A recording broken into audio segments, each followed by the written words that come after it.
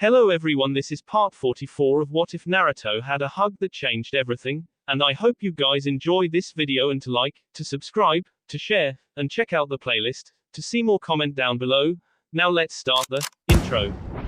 They call me a god. They call me a god.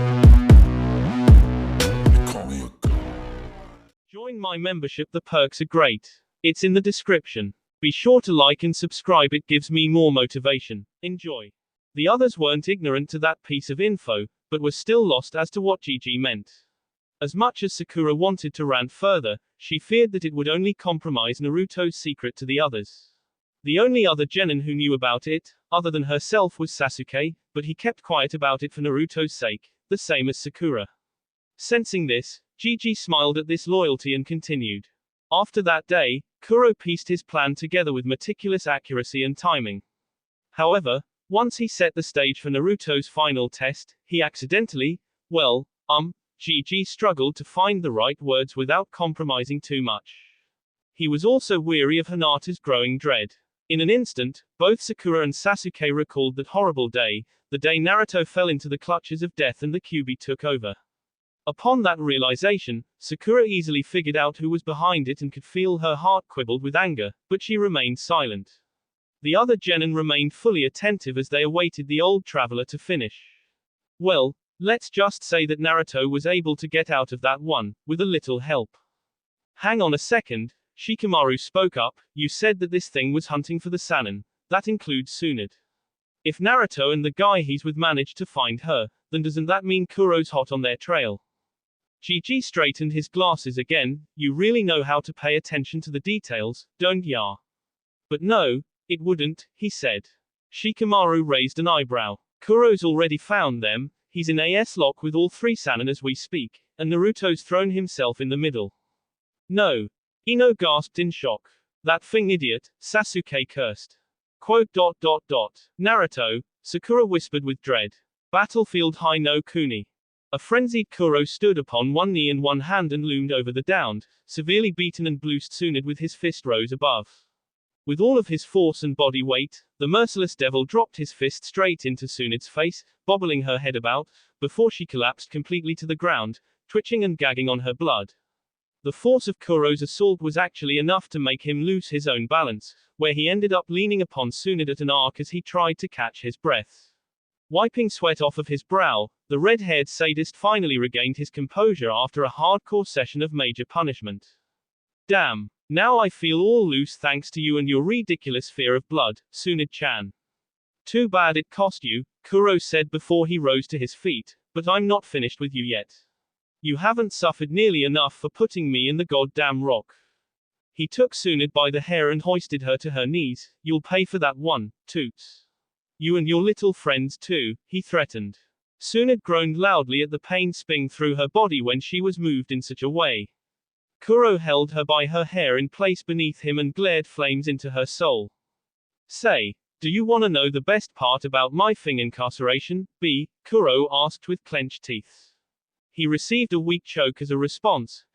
What's that? Why you don't care? Well, too bad. I'm telling you anyway, he said with spite and disdain. Launching a vengeful punch into her stomach, Tsunade spewed a dangerous amount of her blood on the ground. I was conscious the entire time, the enraged devil roared, you have no idea what I suffered. Kuro lifted his leg and shoved his boot into the weakened Tsunade's face, thus taking her down to the ground. She reflexively grabbed Kuro's legs as he drove the side of her head into the dirt. That cursed jutsu you cast on me, decelerate my body's grow and I decomposed from the inside out when you sealed me, you be, Kuro roared before delivering a painful application of pressure to the slug Sannin's skull. All of that, and I still retained consciousness. 20 years. Watching everything pass me by in darkness. All I could ever think about, was destroying you three rejects, he continued with his rant. As the time I spent in that prison grew, so did my hatred for you and my hunger for revenge. I yearned to tear free from my imprisonment and finish what I started with you and your little friends, Kuro reiterated before lifting his foot off of Tsunade's head and used it to kick her right in her side. The blonde woman held the kicked area in pain as she was now incredibly desperate to stop her damnable trembling so she could at least defend herself, but she was so frightened. That freakish display of self-inflicted injury really shook her up, and the blood that she was doused with afterwards did not help her situation. Needless to say, Tsunade was scared now. She peeled her eyes open and saw the rage in Kuro's face. If it weren't for you, putrid Sannin, I could have had everything I desired in my grasp. How dare you? Kuro roared again before withdrawing his ever-present katana. Tsunade's eyes widened as she felt Kuro's mouse intent thicken the air. She could tell that he was finished playing around. He slowly rose his sword overhead and readied the finally blow. And now, I end your pitiful, overrated existence, Kuro declared with darkness in his voice. My only regret was that we strayed too far from the other's line of sight. If I could only see the look on Shizune's face seeing you in such a pitiful state. The hazel-eyed female struggled to rise from the ground as she glared at the red-haired cur, but to no avail. No, she thought to herself. Now that he was finally ready to end it all, he grasped the hilt of his katana with both of his hands. Goodbye, Tsunade Senju. With that final word, Kuro swung down with a considerable amount of his might. The ground was splattered red with blood after a spine-chilling cleave of F. Kuro was absolutely amazed that he wasn't somehow interrupted by some rude F who likes to save people at the last possible moment. He felt no obstruction of energy, no infuriating kicks to the face, nothing. Nothing but the sweet sound of F hacking apart and spewing that beautiful liquid life force. Since he was blinded by his desire to K his mortal enemy, Kuro had to readjust his sight so he could get a clear look at his handiwork. When he did, however, he witnessed that his katana was above and cutting into the F of another. Dazed and amazed for a few moments, Kuro rolled his eyes at the irony and the stupidity. You really haven't learned anything today, have you, Naruto-kun? He questioned with disappointment in his voice. Your foolishness and your blind attempts at death-defying heroics will only destroy you. Indeed, it was none other than that brave fool, Naruto Uzumaki. He took the blade for Tsunade, who remained downed on her side, staring incredulously at the blonde genin. She didn't even notice that she was splattered with his blood as well. Naruto, Tsunade whispered. The blue-eyed Jinchuriki held the core of the katana with both of his palms as the other half drove partially into the tissue that connected his end to his shoulder. Still don't know what it's called. Blood stained his arm and shirt as he glared deeply into Kuro's lifeless eyes.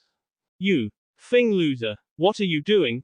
Picking on defenseless old ladies like that, he growled with oppression.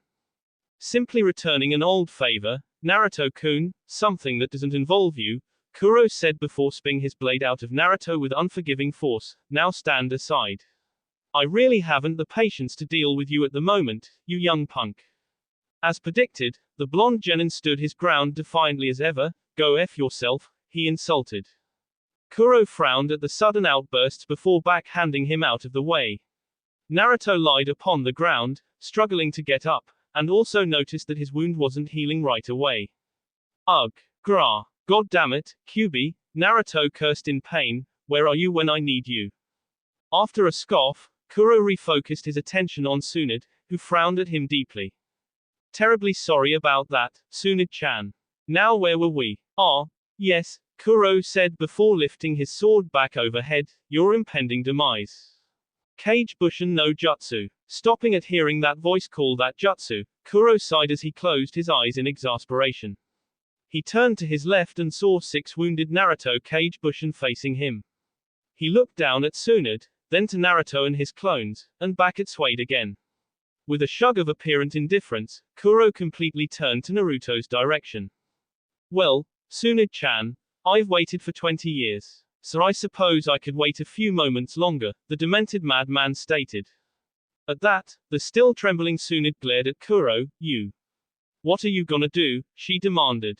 Oh nothing at all. I'm just going to show this defiant little S what happens when he bites the hand that feeds him, Kuro answered. I gave him not 1, but 3 chances to live, and this is how he repays me. The blonde Sannin clenched her teeth. No, Kuro. He's just a boy, she yelled. Just a boy, you say? Foolish wench. That's no boy, that is what society would call an outcast, a spawn of hell, a monster. A mere boy wouldn't have put himself in this situation with something to prove, Kuro retorted matter-of-factly. With that, the tireless war machine marched slowly toward Naruto and his clones. Just sit back and wait for me, Tsunade-chan. this won't take me long, he said as he came closer to Naruto. Nu. Tsunade whined as she cursed her boss insufferable trembling. Konoha training ground. Those two have more in common than Naruto could know, Gigi stated, that's one of the few reasons why he hasn't ked him yet. Yet, Ino questioned, you mean, he's fought this thing more than once? Amazingly, yes. The first time they met, things were pretty bad to say the least, but he allowed the boy to live. Gigi trailed off as he was reluctant to reveal his certain fate. How the hell am I gonna tell them that he's being recruited? Thankfully to the old traveler, the Genin's curiosity laid elsewhere. Wait, how do you know all of this? Sakura questioned all of a sudden, how long have you been watching these things happen? With an inward sigh of relief, Gigi answered, I know a lot o' things, child, he said. The grey-haired man took a long pause to allow all of the info he just relieved to sink in. Sasuke ruled out the theory of Naruto not knowing anything about Kuro while Sakura and Ino were up to the in worry. Now that they know Naruto's out there fighting the very same monster that nearly laid everything to waste, they knew not what to do. Now, however, you'll have a situation of your own that needs to be solved, Gigi said as he peered into the direction of a busy sector of the village. What do you mean? Sasuke asked. The bearded old man rose from the ground and stretched his lower back backwards. If you wanna help Naruto, then now's the time. All of you must follow me back to town to confront a couple of old friends, Gigi instructed. Everyone looked at the old man with confusion. Wait, what's going on? Tenten questioned before jumping off of the tree she sat on. Two people that shouldn't be here are prowling round the village as we speak. You must stop them, the aged man said. Two strangers, you say? Choji reiterated. That's right. You remember them, don't ya, Sasuke? Nekoshi and Kitsune. The raven-haired Uchiha nearly gasped when he heard those names. Sakura was also hit with a sudden remembrance to those names. Wait, you mean those two are here? Sasuke shouted. The other genin felt the tension start to rise as they became fully aware that a situation was afoot. Gigi completely faced the direction of the source of their location. I'm afraid so, son. They were separated at first, but they've found each other and they seem to be stalking someone. Don't know the details, but Gigi's guessing it ain't good, the wise old geezer claimed before turning around and approaching Sasuke. Gigi reached inside the white sack that he carried and pulled out a strange-looking object. The Sharingan-wielding genin was taken by surprise when Gigi took his hand, placed the object into his palm and pushed it back to his chest. Life or death, Sasuke. It's your choice to make. Wah. What the hell is this? Quote. It's the key. The key that'll decide our fates. Sasuke looked at the old man with genuine confusion at those words as he held the stone object tightly. The gold-clad geezer reached within his robe and pulled out a tiny microphone. Ya gotta make your decision quickly. I'll go on ahead and keep them distracted while you do, Gigi instructed before flipping his mic on, but it'll be useless without some form of communication. Find whatever mics you can and connect to frequency 44Z02K. Most of the genin were in a sudden fluster at trying to remember all of this sudden information. When ya do that, let me know through the mics and find my location. By then, I'll have located our little friends, Gigi said, remain anonymous. I'll be waiting for y'all. With that last word, the mysterious old man's body dispersed into dust and his life force vanished from that area. Now, the rookie graduates had a choice to make, but they were still uncertain whether or not they could put all of their trust in Gigi. Hell, Sasuke was still lost about the stone object. I say we go for it, Kiba blurted out with his ice pack still over his head.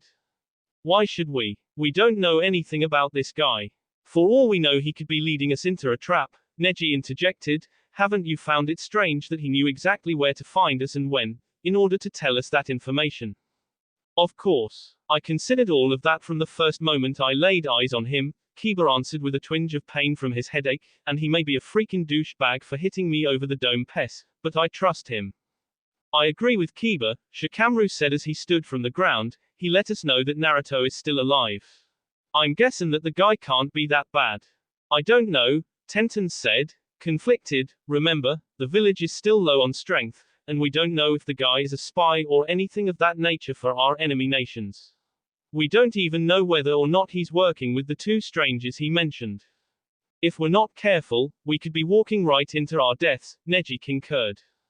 He's not lying, Sasuke shouted. Everyone turned their attention to him. We have a serious problem. Those two are big trouble and we have to find out why the hell they're at our village, he said.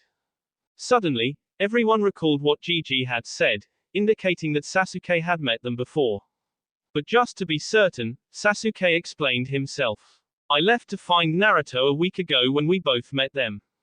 They brushed us aside like we were harmless flies, he said as he stared into the strange stone object. They even knew us. They knew everything about us. Neji stared at the ground at this info and started thinking more critically. A worried Sakura looked at an equally worried Ino and they both nodded to each other. I say we go, Ino said. If these two know anything about us and we haven't met them in all our lives, it's worth investigating, Sakura concurred. Screw all of this talking, Kiba said before throwing his ice pack to the ground. I'm gonna find myself a mic and see what this is all about. With that, the wily Inuzuka dashed back to his clan's compound to retrieve a mic. Hinata snapped out of the deep daze she was in and followed her teammate in a rush. Wait for me, Kiba-kun, she called after him. Shino also left, but instead heading straight for town. He already had a mic. I told them. If I told them once, I told them 1,000 times, you idiots. Carry a mic with you always. But you'd think they'd listen. No. For the first time in a while, Shikamaru actually felt motivated to hustle and he went to his own compound to locate a mic for himself. Little by little, the Rookie 9 and the remnants of Team Guy went their separate ways until Sakura, Ino and Sasuke were left alone. I think my dad said that he always carried a spear mic, Ino said. Wait, whatever happened to the mic you used during our mission before the exams? Sakura asked. Before Ino could answer, Sasuke cut in. We're wasting precious time, you two. Find your mics and contact the old man. 44Z02K, remember that frequency. I'll see you there, he commanded before he speed off to find his own mic. Casting their worries aside as best they could, Sakura and Ino left to accomplish the task. Battlefield High no Kuni. A helpless Naruto was being kicked and stomped into the ground by the merciless Kuro, still wielding his katana. Every part of Naruto's body was not spared from the assault and Kuro made doubly sure that he could feel every ounce of punishment. Despite all of this, the blonde genin kept his wits about him and resisted screaming in pain and begging for mercy. That would be the last thing on his list of things to do before he croaked. And now, was not that time. You see Naruto-kun, Kuro said as he continued his kicking frenzy, you've wasted your time and mine by coming here. With a harsh and brutal kick to the side, the red-haired sadist stopped for a time and knelt next to the downed boy, getting in his face. You are so incredibly useless right now that it's taking every fiber in my very being not to K you. But that doesn't mean that you are exempt from your lesson, boy, Kuro growled before continuing his kick fest. Tsunade could do nothing but watch in agonizing torment at what Naruto had gotten himself into for her sake. She cursed her weakness and fear of blood as she still couldn't find the will to contain her trembling and stop the maniacal Kuro. She couldn't even manage to move more than a few inches thanks to the injuries that Kuro dealt to her. Stop it, Kuro. Stop it, Tsunade said as loud as she could muster. Naturally, the relentless monster ignored her and continued without letting up. Take your punishment, Naruto-kun, learn what happens when you involve yourself in affairs that have nothing to do with you, Kuro roared. It was only when Naruto decided that enough was enough, that Kuro stopped, as he had caught the foot that caused him this pain. After a slight pause, the defiant Jinchuriki pushed the limb out of his personal space. That's enough, he demanded. Upon hearing such a rebellious tone, Kuro used that same foot to kick a bloody boot mark in the side of Naruto's face. Little B. Tellin' me what to do. Now do you have any juice left or can I get on with my work? With that last assault, Naruto was now fully laid out, slipping in and out of consciousness. With the silent agreement that he would be having no more interruptions, Kuro decided to go back to what he was doing and turned back to a wide-eyed Tsunade. Naruto. Talk to me Naruto, she yelled in a hushed voice, gaining no response.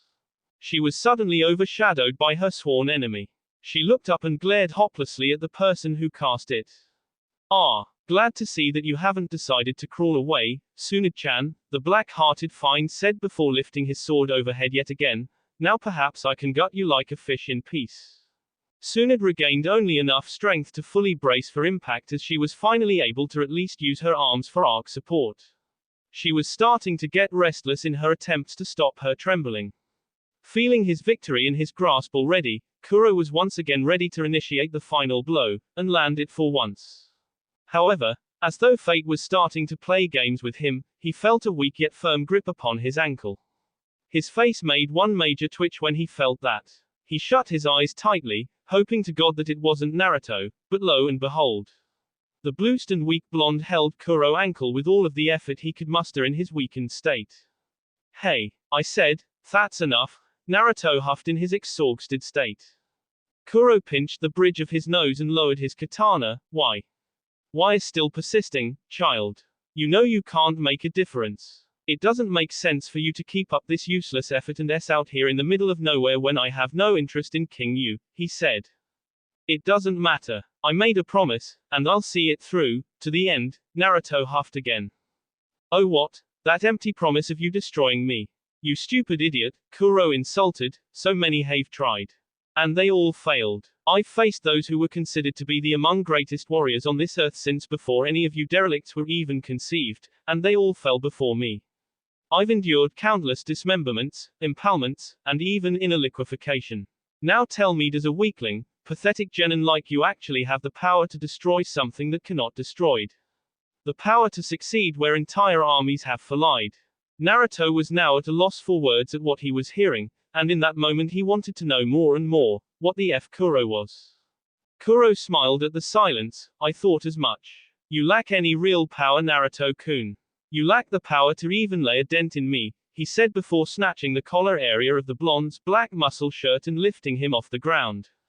And you know something else, he continued as he loomed closer to Naruto's left ear, you never will. It was at that exact moment that Kuro felt a humongous rush of blood through his head. The sensation numbed his mind and his mouth hung agape. His eyes soon became a dull red, rather than a thick and penetrating red. After the numbness cleared, Kuro was suddenly overcome with a massive headache. He threw Naruto away out of reflex as he willingly allowed the pain to surf its way through his head. He grunted and growled viciously, holding his head and flailing about. After only a few more seconds, Kuro stopped completely and simply stood there with his hands on his temples. He slowly straightened his posture before looking back at Naruto, who laid upon his stomach only a few meters away from Tsunade. They stared at each other with emptiness in their eyes, but there was much more on their minds than it showed. Of course, none of this mattered to Kuro. But he stared at the downed Naruto for only a few moments, before this sick and overly twist grin crept upon his face. At last, HMHMHMHMHMHMM. The spores have taken the course, Kuro mumbled to himself with sinister glee. Now, I'm one step closer to achieving my ultimate goal. The red-coated brute focused more on Naruto and noticed that his wounds began to heal as they should have from the very beginning, inhumanely quick and painless. His twisted grin became more sinister as he saw that he was completely healed and was finally ready to initiate the beginning of Naruto's true test. Kuro pointed his sly katana toward Naruto and the still down Tsunade caught wind of it. Her face lifted with dread when she saw how Kuro looked at Naruto. No. Don't do it, you monster, she grunted before turning her head toward the boy's direction. Naruto, run away. Gee, get up. But all the response she received was that same empty stare. Naruto, get up, Tsunade yelled in a more desperate manner. Why are you going so far to protect people? Why do you go so far for me? Just run from this place. Again, no answer. Naruto, I'm not running away, Naruto whispered. The blonde Sannin was nearly driven to tears because this stubbornness, it was gonna get him ked. The fearless blonde slowly lifted himself off of the ground and stood on his knees for a time, and Kuro used this opportunity to repraise him. He stepped over Tsunade and kept his blade pointed toward the blue-eyed shinobi. Yes, stay and face me, Naruto-kun, Kuro hissed with his eyes glowing red, stand and face your destiny. I'll never run away from this freak, Naruto declared as he glared into the ground, I swear on my honor. I'll destroy you. He whipped his head up and revealed vicious red irises with vertically slanted pupils. Tsunade gasped when she saw this for the first time. She could see the rage in his eyes, the bloodlust. The ultra-determined vibe that she got from the now feral blonde was almost overwhelming given her current state, and given the fact that she did not expect this kind of jump in power. But still, she was gripped with CSP-ling despair. Naruto, no. It's not enough. You can't win, Tsunade pleaded upon deaf ears, please, just run away. Never, Naruto roared before charging at the readied Kuro. Here's where things get interesting. Konoha streets. Within the uber-crowded area of the town, a pair of shady characters traveled. One was a beautiful, tan female with a black jean skirt, a red tank top and knee-high boots with blue hair. The other was a swollen-chested male with an equally simple attire, all-around black clothing, wearing a sleeveless leather jacket with nothing underneath, leather pants, traveling boots, a pair of sunglasses and black do-rag. The pair stopped in the middle of the street and St. USD the corridors through the crowds upon crowds of people. Damn it. I think we lost her, the black-clad man cursed. Yes, she probably knew that we were following her, the little bee, the tanned woman concurred. Upon further speculation and no success finding who they were looking for, the blue-haired female looked at the bidling they were next to and smiled excitedly. Well, while we're here. The leather-prone man looked at his counterpart funny before catching a glimpse of the building she saw. Oh God, why? He quietly wreathed, closing his eyes upon the sight of the place. You know how much I hate ice cream. The eager young woman grabbed upon his big strong arm and yanked him along with a mischievous-looking Cheza smile.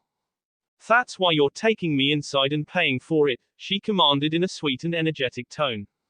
With a sigh, the shady man's head hung down as he grudgingly walked inside the frozen food court. It was a roomy place that one could enter without using a door, pretty much a gent wooden tent. The strange pair took their seats at the center, where they were waited and served. With 2 bowls of delicious chocolate ice cream in front of them, the tasty feast began, at least for one of them. I am not eating it. There's no chance in hell that you're talking me into it again, Kitsune. Geez, you're such a grouch about it, love. You've never even tried chocolate before. I don't care, it's ice cream. I swear to God, the lunatic who created such a scourge to this planet should have been locked up with the key thrown into a fing tar pit, and then killed after he got scurvy from the lack of nutrition.